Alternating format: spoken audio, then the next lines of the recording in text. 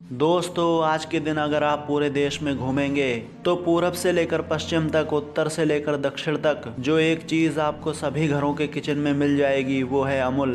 फिर चाहे वो Amul butter, Amul ghee, Amul gold milk, Amul chocolate, Amul malai paneer, Amul dark chocolate, Amul मक्खन, इनमें से कुछ ना कुछ आपको ज़रूर मिल जाएगा। बिकॉज अमूल दूध पीता है इंडिया।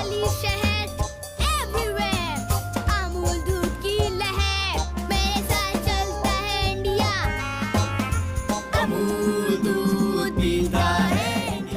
36 लाख किसानों का भरोसा अमूल एक ऐसा ब्रांड बन गया जिसने भारत को मिल्क इंपोर्टर से मिल्क एक्सपोर्टर बना दिया।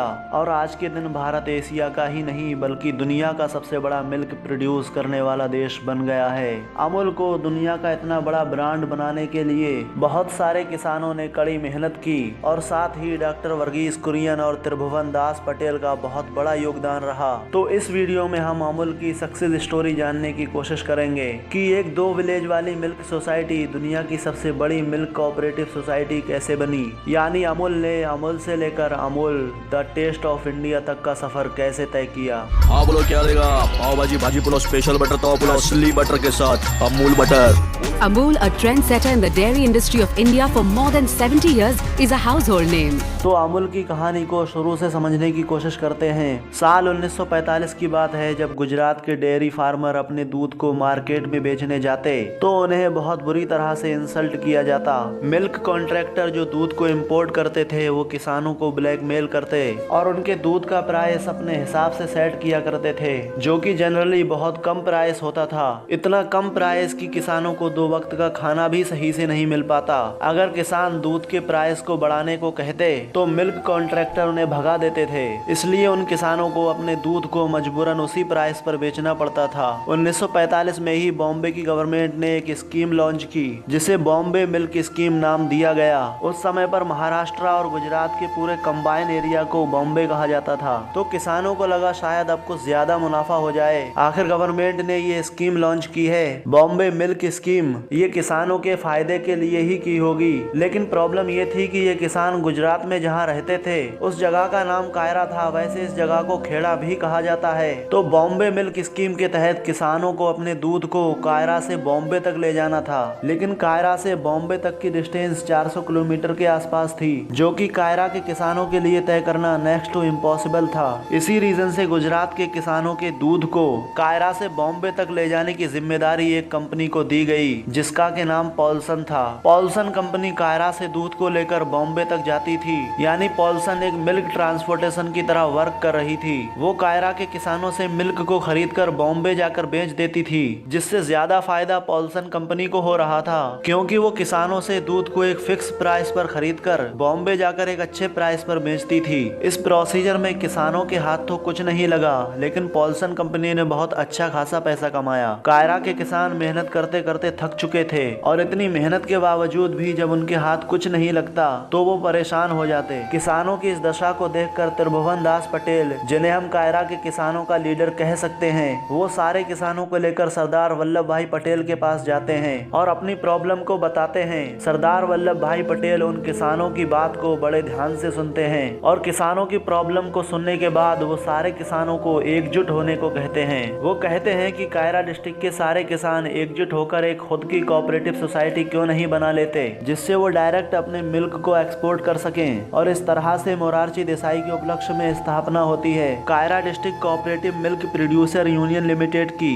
और इसका हेड त्रिभुवन दास पटेल को बनाया जाता है। इन्होंने इस कायरा कोऑपरेटिव सोसाइटी को 3 भागों में बांटा। पहले लेवल पर ये गांव-गांव जाकर किसानों से दूध को प्रोक्योर करते थे। उसके बाद उस दूध को पैस्चराइज करके, यानी दूध को 100 डिग्री सेल्सियस से कम ताप पर गर्म करके डिस्ट्रिक्ट लेवल पर बेचते और लास्ट में स्टेट लेवल पर भी ये अपने प्रोडक्ट को उस जमाने में सेल करने लगे थे। यानी ये society village level, district level और स्टेट लेवल पर वर्क करती थी और आज के दिन भी ये इसी प्रोसीजर को फॉलो करती है। साल 1950 में एंट्री होती है है डॉक्टर वर्गीस कुरियन की। ये उस जमाने में अमेरिका पढ़ने गए थे और इन्होंने स्पेशल ट्रेनिंग भी की थी imperial institute of animal husbandry Bengaluru में। साल 1950 में इनकी मुलाकात होती है त्रिभुवन दास पटेल से और ये दोनों मिलकर कायरा कोऑपरेटिव सोसाइटी को आगे बढ़ाने लगते हैं। 1953 आते आते इतना दूध प्रोक्योर होने लगा कि कायरा कोऑपरेटिव सोसाइटी इसको एब्जॉर्ब ही नहीं कर पा रही थी। डॉक्टर वर्गीस कुरियन के दिमाग में आइडिया आता है क्यों ना इस एक्स्ट्रा दूध से और प्रोडक्ट बनाए जाएं और फिर उन्होंने और भी बहुत सारे प्रोडक्ट बनाना शुरू कर दिए, जैसे Amul ghee, Amul gold milk, Amul chocolate etcetera.